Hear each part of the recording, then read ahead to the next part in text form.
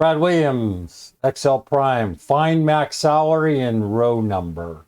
Here we have a bunch of salaries. Hit F9. There's no order. We want to know the max number here. How do we do that? We can use max. Simple, simple, simple. Max, what does max do? It returns the largest number.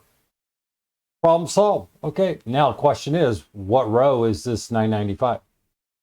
Let's use the match function. Well, we know max. Max is going to do what? It's going to look for this 995. But what does match do? It finds the row number. Well, here we go. Match. Well, we know max is going to be 995. Well, because we already have 995. So really all we're saying is, where's 995? Match, go find it. It's row 3. Really, I mean, that's just an intuitive look.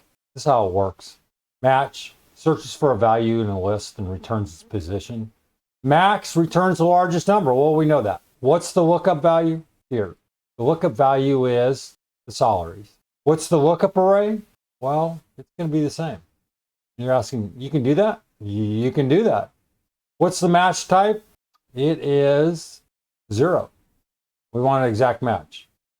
Match, lookup, match type. And the final outcome will be 995.